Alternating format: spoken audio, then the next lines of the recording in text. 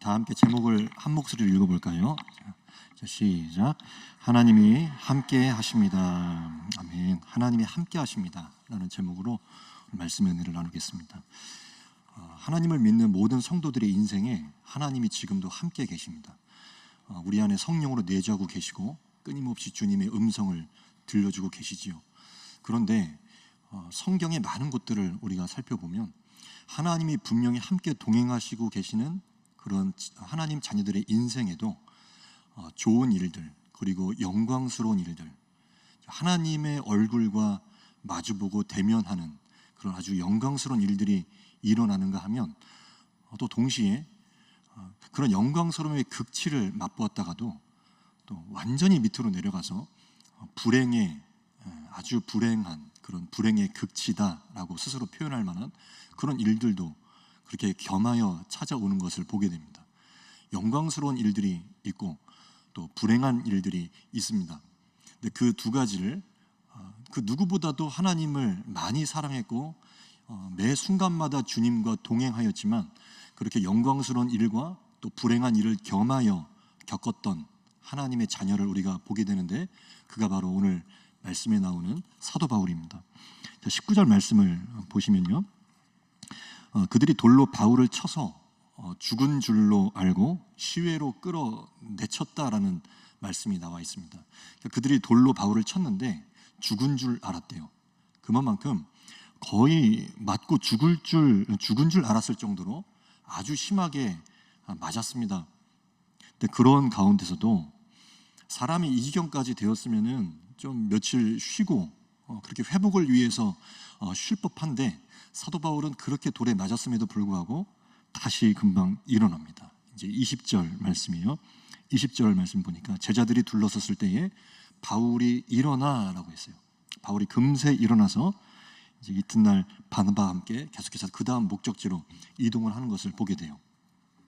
바울을 보면서 오늘 말씀을 보면서 드는 두 가지 생각이 있었는데, 하나는 바울은 하나님을 원망하지 않았다라는 사실이고, 또 한 가지는 그는 금세 일어났다라고 하는 사실입니다. 하나님을 원망하지 않고 금세 일어났다, 이 두 가지 사실이 성경을 가만히 보다 보니까 진정 하나님을 묵상하고 또 하나님만을 바라보는 성도가 가진 특징이더라고요.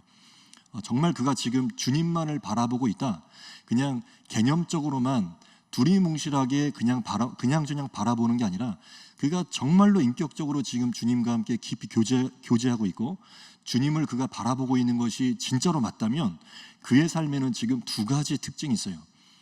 하나는 금세 일어난다는 것, 그리고 하나는 원망하지 않는다는 것. 정녕 그의 삶에 하나님의 성령의 임재가 충만히 머물러 있다면 분명한 사실이 하나 있죠. 그의 입술에서는 쓴물이 나올 수가 없어요. 처음에 인간의 연약함 때문에 원망이 나왔다 하더라도 그가 다시 주님을 묵상하는 자리에 돌아왔고 주님과 깊이 교제하는, 기도하는 자리에 돌아왔다면 그의 입술에서 처음에는 원망의 쓴물이 나오고 있었다 할지라도 금세 그 쓴물이 단물로 바뀝니다. 하나님을 향한 찬양과 감사로 바뀌게 됩니다.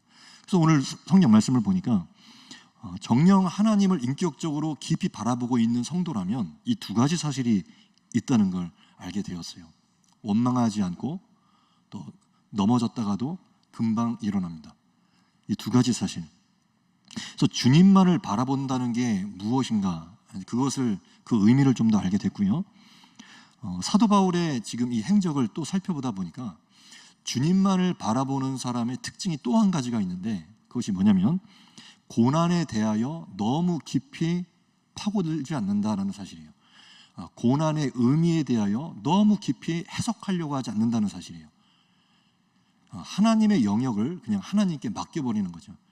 왜? 라는 질문을 아무리 던져도 대답이 없으실 때는 그 질문을 멈추셨으면 좋겠습니다.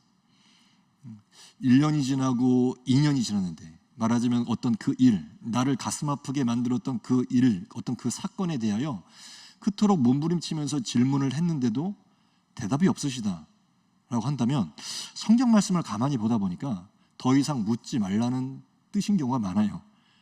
그리고 너가 나아가야 될 그 목적지를 향하여 사명을 향하여 계속해서 나아가라.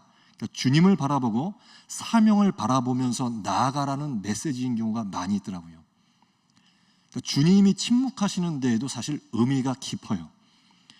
주님이 침묵하신 데에는 나를 정녕 버리셨다는 뜻이 결코 아니라 주님을 다시금 새롭게, 주님을 깊이 바라보고 주님이 허락하신 땅을 향해, 주님이 허락하신 비전과 사명을 향해서 계속해서 나아가라고 하시는 음성과 메시지일 때가 많이 있다는 사실을 알게 되었어요.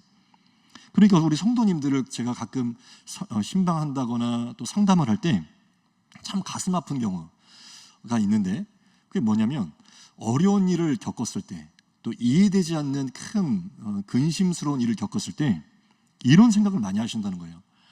내가 과거 어느 시점에 저질렀던 그 나의 죄 때문에 내가 지금 벌을 받고 있는 거예요. 그 생각이 많은 성도님들의 이 생각에 자리 잡고 있다는 것을 알게 되었어요. 대체 내가 왜 이런 어려움을 겪을까? 아, 내가 저질렀던 죄 때문이구나.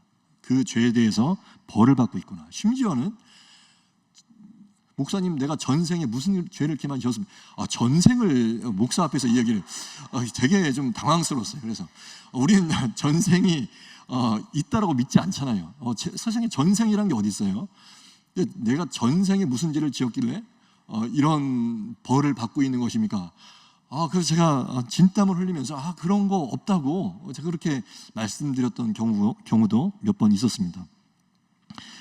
자, 사도 바울을 보면서 한번 생각을 해보자고요. 사도 바울이 뭘 잘못해서 돌에 맞았을까요? 이 부분을 한번 저와 함께 묵상해 보셨으면 좋겠어요. 사울이 오늘 죽을 만큼 돌에 맞았는데 그 돌에 맞은 이유, 그 말하자면 불행, 어려운 일이 찾아온 이유가 지금 뭘 잘못해서 벌을 받고 있는 거예요. 그러니까 이 시각에서 생각을 해본다면 이렇게도 생각을 할 수 있겠더라고요. 예전에 스데반 집사님이 순교하실 때 바울이 옆에서 뭐하고 있었죠? 그 죽음을 기뻐하고 있었어요. 그래, 잘 죽었다. 쉽게 표현하면 그래, 잘 죽었다. 죽어 마땅하다. 그렇게 생각을 하고 있었어요, 사도 바울이. 그때는 바울이 아니라 사울이었죠. 그러면 오늘 돌에 맞은 이유는 그때 스데반이 돌 맞는 것을 보면서 기뻐하고 즐거워했더니 본인이 그 부메랑처럼 똑같이 돌아와서 이제는 사도 바울이 돌에 맞고 있구나. 그렇게 생각할 수도 있겠죠. 근데 그건 결코 복음적인 시각이 아니라는 거예요. 단언코 얘기할 수 있지만 그것은 올바른 생각이 아닙니다. 자, 그러면 깜짝 놀랄 만한 사실을 제가 말씀드리겠습니다. 저 혼자 놀라면 안 되는데 같이 놀라야 되는데 그 생각이 드네요. 아주 깜짝 놀랄 만한 사실이 뭐냐면 오늘 사도 바울이 돌에 맞은 이유는 그리스도의 영광을 위해서입니다. 이것은 하나님을 믿는 신자들만이 누릴 수 있고 깨달을 수 있는, 말하자면 복음의 정수요 극치라고 할 수 있습니다. 이거 세상 사람들한테, 특히 하나님을 전혀 모르고 안 믿는 사람들한테 이런 설명을 한번 해보십시오. 정신이 나갔다고 할지도 모릅니다. 아니, 사람의 한 인생에 어떤 어려움을 겪고 불행한 일을 겪는 게 그게 그리스도의 하나님의 영광을 위해서라고? 우리도 사실 언뜻 이해가 되지 않아요. 이것은 그야말로 성령의 조망 아래 주님과 함께 깊이 더불어 교제할 때만이 깨달을 수 있는, 하나님 자녀들만이 누릴 수 있는 특권이라고 할 수 있습니다. 왜 불행이 찾아왔는가? 때로 그 불행을 가만히 눈여겨보고 기도를 하다 보면 나의 그 불행을 주님이 사용하셔서 주님의 목적을 이루기 위하여 그 불행을 재료로 사용하셨다라는 사실을 깨달을 때가 있습니다. 나는 정말 어려운 일이었는데 그 어려운 일조차 하나님 안에 들어왔더니 하나님께서는 주님의 영광과 주님의 목적을 위해서 그 불행을 재료로 삼으시고 하나님께서 나를 통하여 일하셨다는 사실을 깨달을 때가 있습니다. 이것이야말로 성도들만이 경험할 수 있는 복음의 정수라고 할 수 있어요. 그 누가 이런 것들을 그냥저냥 깨달을 수가 있겠습니까? 주님과 함께 깊이 교제하시고 말씀 읽고 기도하시는 가운데 성령이 주시는 깨달음이라 할 수 있어요.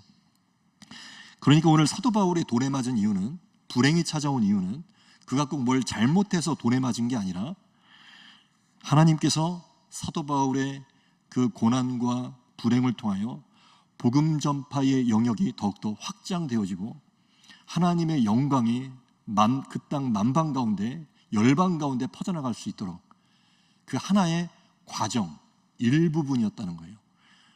그 돌에 맞았고 불행을 겪었던 이유는 하나님의 목적을 위해서였다. 꼭 이 깨달음이 오늘 각자의 성도님들의 심령 깊은 곳에 스며들기를 바랍니다. 주님의 영광을 위하여 굉장히 중요한 부분이라 여겨지고요. 또 한 가지, 하나님은 꼭 무슨 고난과 불행을 통해서만 한 사람의 인생을 변화시키는 것은 아니라는 말씀을 드리고 싶습니다. 물론 이스라엘 백성들의 여러 가지 이 스토리를 통해서 때로는 그 백성을 변화시키기 위해서 하나님은 고난을 허락하시지만, 그러나 꼭 그렇다고 해서 모든 사람을 똑같이 적용하여 한 사람의 인생을 변화시키기 위해서 꼭 고난만을 사용하신다, 불행만을 사용하신다, 그것이 아니라는 사실을 말씀드리고 싶어요. 저는 목회자가 되었는데, 제가 신학대를 다니던 그 신학생 시절만 하더라도 굉장히 위축되어 있고 또 조용한 아이였습니다. 굉장히 자신감이 없는 학생이었어요. 굉장히 자신감이 없었고, 제가 그 장차 그 미래에 내가 이런 강단에 서서 설교를 한다라는 것은 정말 아주 큰 두려움이었어요. 1학년 때 신학대 첫 신입생으로 들어갔을 때 마치 제 앞에 거대한 산이 제 앞에 딱 놓여 있는 듯한 그런 느낌이었습니다. 도저히 자신이 없다, 그런 생각이 떠나질 않았습니다. 신학생 시절에 이 설교에 대한 두려움이 얼마나 컸었냐면, 이 두려움이 지금까지도 좀 남아있는 것 같아요. 요즘도 한 1년에 한 번 내지 두 번 정도 꼭 꾸는 꿈이 있는데, 제가 꿈속에서 새벽 예배에 왔는데 갑자기 주변에 있던 사람들이 아니 오늘 설교 담당이신데 왜 안 올라가시냐고 그러는 거예요. 그래서 오늘 내 담당이었냐고 제가 깜짝 놀라면서 아무 준비 없이 강단에 올라왔는데 제 원고가 준비가 안 된 거예요. 너무 갑작스럽게 설교를 해야 되니까 꿈속에서 막 그렇게 답답해하고 두려워하면서 겨우겨우 설교를 마치는 그런 꿈을 꾸곤 해요. 그러니까 그 정도로 저는 제 안에 신학생 시절부터 굉장히 큰 두려움이었고, 다른 건 내가 할 수 있을지언정 내가 이것 때문에 결국 나는 실패할 것 같다, 나는 목회자가 못 될 것 같다, 그런 생각이 굉장히 저를 지배하고 있었어요. 어떻게 보면 이게 겸손함일 수도 있겠지만 알고 보니까 그게 겸손함이 아니라 고집이더라고요. 고집. 나는 못해요. 이것도 사실 정도껏 해야 되는데 자꾸 이게 못한다 하면 그것은 결국 하나님을 바라보고 있는 게 아니라 지금 나를 바라보고 있다는 뜻이거든요. 하나님을 마땅히 바라보고 있어야 되는데 나만 바라보고 있다 보니까 못한다는 말이 쉽게 나오는 거예요. 아무튼지 신학생 시절에 그렇게 고집이 꺾이질 않았어요. 그래서 걸핏하면 막 이상한 생각들, 다시 고향 내려가서 나중에 장사를 해야 되나, 직장 다녀야 되나, 그런 생각도 하곤 했고, 못한다는 생각을 그렇게 입에 달고 살았던 것 같습니다. 나는 못한다. 그렇다고 신학대를 그만두기에는 또 어디서 주워들은 소리는 있어서 목회자가 돼야 될 사람이 목회를 안 하고 다른 일을 하면 하나님이 치신다, 그런 얘기도 들었기 때문에 왠지 또 겁이 나가지고 또 쉽게 그만두지도 못하고 그런 저의 안에 싸움이 있었어요. 일종의 저의 그런 고집들이, 저는 하나님을 단단히 오해하고 있었던 것이, 저는 그런 저의 고집이 고난을 통해서만 꺾일 줄 알았거든요. 근데 지나온 발걸음들을 다시금 돌이켜보니까 저의 그런 고집이 고난을 통해서 꺾였던 게 아니라 오히려 정반대로 하나님이 주시는 따스함, 또 배려, 하나님이 주시는 따뜻한 빛, 좋은 사람들과의 만남, 그런 것들을 통해서 제가 변화됐다는 것을 시간이 흐른 뒤에 느끼기 시작했어요. 만약 우리가 하나님 자녀들의 고집은 고난을 통해서만 꺾일 수 있어 라고 생각을 한다면 그것은 굉장히 하나님의 일하심을 좁게 생각을 하시는 것입니다. 사람의, 하나님 자녀들의 고집이 꼭 하나님이 내리시는 벌을 통해서만 고집이 꺾이고 그가 변화된다라고 생각을 하신다면 굉장히 하나님을 오해하시는 거예요. 요나서만 보더라도 요나의 고집이 박농쿨을 통해서도 꺾이게 되고요, 물고기 뱃속에 들어가서도 꺾이게 되더라고요. 그러니까 하나님께서 쓰실 수 있는 방법은 굉장히 다양해요. 근데 오늘 이 사도 바울을 생각을 해보니까 굉장히 부드럽게 사도 바울이 변화가 됐다는 사실, 우리가 그것을 어디서 알 수 있냐면 다메섹 도상에서 변화된 사도 바울을 보면서 알 수가 있었죠. 사도 바울이 어떻게 그의 인생이 180도로 변하게 되었습니까? 고난을 통해서 그의 인생이 변화됐던 게 아니에요. 잘 한번 생각을 해보시길 바랍니다. 사도 바울의 인생이 변화되었던 이유는 다메섹 도상에서 따뜻한 빛과 부드러운 주님의 음성 가운데 그가 그 자리에서 꼬꾸라지면서 변화가 되었어요. 따뜻한 빛과 부드러운 음성 가운데. 그러니까 이 말씀을 곰곰이 묵상을 하다 보니까 저의 경우에는 교회 안에서의 성도들의 사랑과 격려 때문에 제가 변화되고 있었다는 것을 어느 날 문득 깨닫게 되었어요. 저는 참 사랑을 많이 받았던 것 같아요. 지나온 또 이 은평교회까지 지나온 교회들에서 참 좋은 성도들을 많이 만나게 해주셨고, 또 좋은 목사님들, 좋은 교역자들을 많이 만나게 해주셔서 격려받게 하시고 또 사랑받게 해주셔서 어느새 제가 자존감이 높아지고, 또 어느새 내 마음 가운데 내가 할 수 있구나, 그런 생각이 서서히 자리 잡고 있었다는 것 제가 나중에서 알게 되었어요. 그것을 깨달았을 때 얼마나 감사하던지요. 알고 보니까 어떤 극적인 고난이나 벌을 내리셔서 내가 변화된 게 아니라 하나님의 따스한 인도하심 가운데 변화가 될 수도 있구나라는 것을 깨닫게 되었어요. 그러니 지나친 자기 해석은 좋지 않다라는 사실입니다. 자기 생각에 붙들려 가지고 내가 지금 이러이러한 일들 때문에 내가 지금 벌을 받고 있는 거야. 내가 지금 잘못했었기 때문에 주님이 매를 드신 거야. 만약에 그 생각이 정말로 성령이 주신 생각이라면 그것도 복입니다. 내가 지금 벌 받고 있는 거야. 그 생각이 성령이 주신 생각이 맞습니까? 그렇다면 그 생각이 성령이 주신 생각이라면 그것 또한 복이더라고요.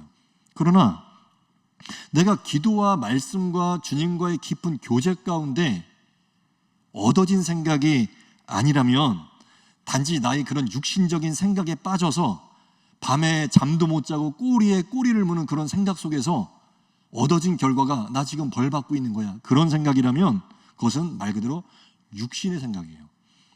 성령의 생각이 아니에요. 성령님은 밤에 잠도 못 자면서 며칠 동안 밤을 새우면서 불면증에 시달리는 가운데 음성을 들려주시는 경우가 없어요. 겪어보니까 없어요. 며칠 몇 밤을 내가 잠을 못 이뤘는데 주님의 생각을 깨달았다? 그런 경우는 없어요. 주님의 생각은 기도할 때 깨달아지는 거예요. 기도할 때. 기도 이외에는 그런 종류의 걱정들과 귀신들이 나갈 방법이 없어요. 기도할 때 성령이 주시는 생각이 깨달아지는 거지, 며칠 동안 내가 밤을 지새우고 잠을 못 잤다고 성령의 생각이 얻어지는 게 아니라는 것입니다. 그러니까 그런 생각들, 육신의 생각들, 내가 지금 벌 받는 거야, 그거 멈추셔야 돼요. 전혀 유익한 생각이 아닙니다. 때로는 그런 생각이 계속해서 이어진다면, 제가 가끔씩 제가 쓰는 방법인데요, 저도 왜 그런 생각이 밀려올 때가 없겠어요? 저 같은 경우 그럴 때마다 쓸데없는 생각아 예수의 이름을 명하노니 떠나가라 그래요. 저 혼자 있을 때 이 생각을 가리켜서 무익하고 쓸데없는 생각들아 예수의 이름으로 명하노니 떠나가라, 이렇게 몇 번을 선포하거든요. 한번 해보시길 바라요. 기도 이외에는 방법이 없어요. 다시 사도 바울로 돌아와서, 사도 바울이 돌에 맞는 고난을 겪고 있음에도 불구하고 자기 생각에 빠지지 않았다. 그랬기 때문에 그는 바로 일어났고 그에게 주어진 목적지, 사명지를 향해서 계속해서 나아가고 있고, 또 그는 특별히 하나님을 원망하지 않았다는 사실이에요. 그러니까 주님만을 바라보는 성도의 특징이라고 했습니다.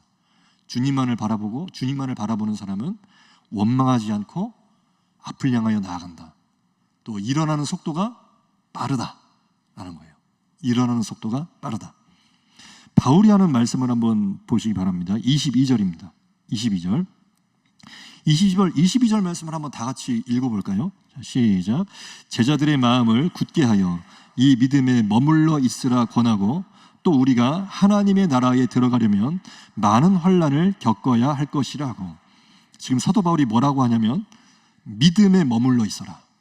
참 저는 이 장면을 보면서 정말 기가 막힌 장면이다라고 생각했던 이유가 지금 제자들에게 그들의 마음을 단단히 시키고 단단히 하여 믿음에 머물러 있으라. 믿음에 머물러 있으라. 믿음을 버리지 말고 믿음에서 떠나지 말고 오직 믿음에 머물러 있으라. 이 믿음에 머물러 있으라고 하시는 이 당부를 지금 어떤 사람이 이 당부를 하고 있는 거 하냐 하면 돌에 맞아서 아파하고 있고 힘들어하고 있는 사도 바울이 해주고 있는 말이에요. 믿음에 머물러 있으라. 지금 육신의 상태가 건강한 사람이 이 권면을 해주고 있는 게 아니라 지금 바로 직전에 돌에 맞아서 거의 죽을 정도로 돌에 맞아서 쓰러져 있는, 그래서 아파하고 있는 사도 바울이 제자들을 향해서 믿음에 머물러 있어라, 이 말을 해주고 있다는 거예요. 또 두들겨 맞고 아파하고 있는 사람이 흔들리고 있는 다른 사람들을 지금 붙들어주고 있습니다. 아파하고 있는 사람이 흔들리고 있는 다른 사람을 붙들어주고 있습니다. 제가 신학생 때 아주 즐겨 읽었던 책, 헨리 나우엔이라고 하는 죄송합니다. 생각이 안 나네요. 목사님이 아니라 말씀을 안 해주세요. 헨리 나우엔이 목사님이 아니라 신부님이죠. 맞아요. 신부님. 헨리 나우엔이라는 그 신부님이 쓰신 책 상처 입은 치유자라는 거였어요. 상처를 입은 사람이 또 다른 상처를 입은 자들을 치유해 주는 거예요. 근데 오늘 사도 바울이 바로 그러해요. 아파하고 있는 사람이 다른 흔들리고 있는 사람들을 붙들어주고 있는 거예요.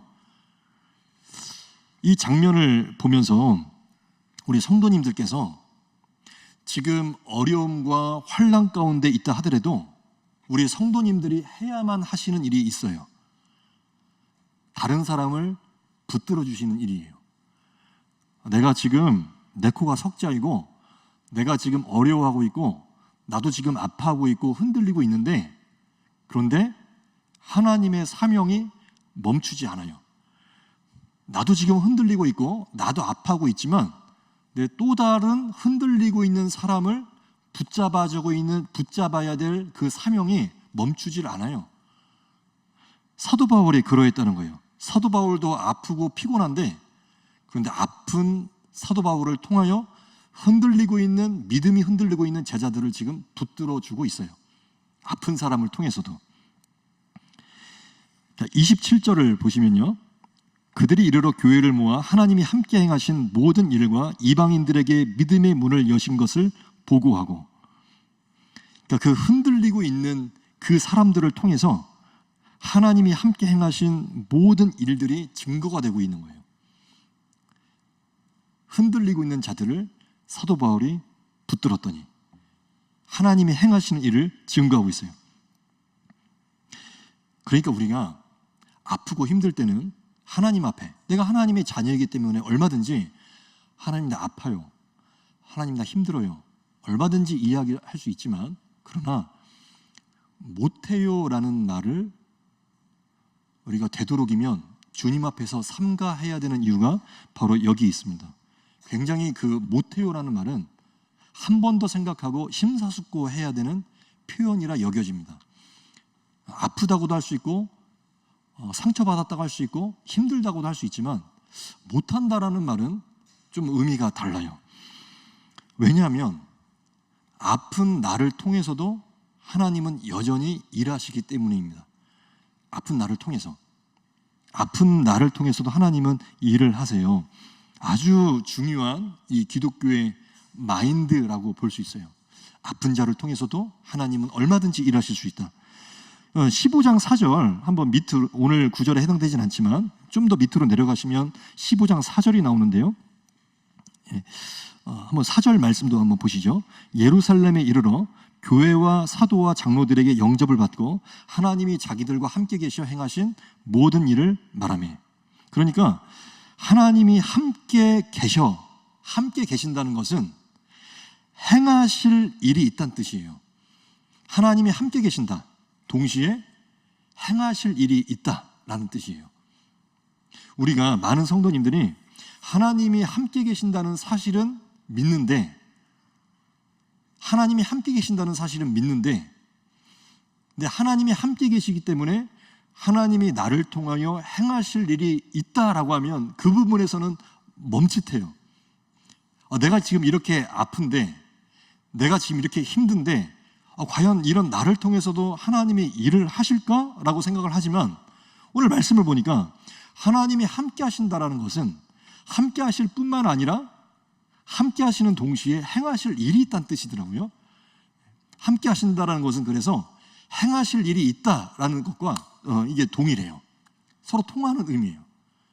그러니까 하나님이 함께 하신다는 사실에만 만족하지 마시고, 그리고 하나님께서 함께 하신다, 그리고 그 다음엔 아무것도 없다, 그렇게 생각하지도 마시고, 하나님이 함께 하신다라는 것은 함께 하실 뿐만 아니라 오늘 연약한 나의 삶을 통해서도 하나님이 하실 일이 있다라는 깨달음까지 나아가셔야 됩니다. 하나님이 하실 일이 있다고 하십니다. 내 상황과 내 처지와 내 상황을 바라보니까 나는 오늘 사도 바울과 같이 내가 지금 많이 두들겨 맞은 상태인 것 같고, 그래서 몸 이곳저곳이 막 쑤시고 아무것도 못할 것 같고, 내가 지금 이렇게 흔들리고 연약한 상태인데 그런 나를 통해서도 하실 일이 있단 말인가? 있다고 하십니다. 하실 일이 있대요. 그럼 그것이 무슨 일인가? 하실 일이 있다면 과연 그 일은 무슨 일인가? 그것은 기도하시면서 물어보시기 바랍니다. 하나님, 나를 통하여서 하실 일이 무엇입니까? 이렇게 아픈 나, 이렇게 흔들리고 있는 나를 통해서도 하실 일이 있다는데, 하나님이 나와 함께 하실 뿐만 아니라 나를 통하여 하실 일이 있다는데 그 일이 무엇입니까? 그렇게 기도함으로 나아가시길 바랍니다. 오늘 제목 그대로입니다. 먼저는 이 사실, 너무나 당연하고도 모든 성도들에게 주님이 부어주시고 또 약속하신 그 사실은 하나님이 나와 함께 하신다는 사실입니다. 하나님이 나와 함께 하십니다.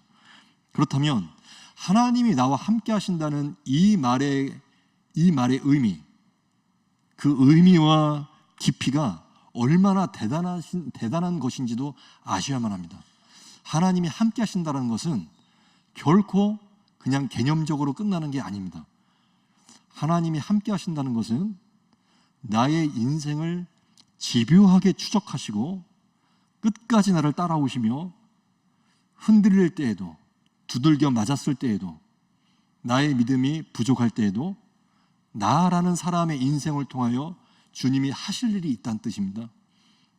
하나님이 함께 하신다는 것은 그래서 나를 통하여 하실 일이 있다는 것. 내가 이렇게 아픈데 과연 그것이 진짜일까요? 그것을 주님 앞에 계속해서 되물어 보시면서 깊이 교제하시길 바라요. 연약하고 어렵고 약해져 있고 아파하고 있는 나를 통해서도 하나님께서 하실 일이 있다. 그것이 무엇인지를 다시금 남은 한 주의 삶 가운데 주님 앞에 기도해 보시면서 오늘 말씀과 같이 다시 일어나시기를 바랍니다. 만약에 누워 계시다면 다시 일어나시길 바라요. 그것이 진짜 주님을 묵상하는 자의 권능이에요. 맛볼 수 있는 권능. 누워 있다가도 주님 바라보시는 가운데 일어나는 것, 일어나 버리는 것, 일어나서 사명을 향하여 다시 나아가시는 것, 그것이 주님의 자녀들이 누릴 수 있는 축복인 줄 믿으시고 앞으로 나아가시기를 주의 이름으로 축복합니다.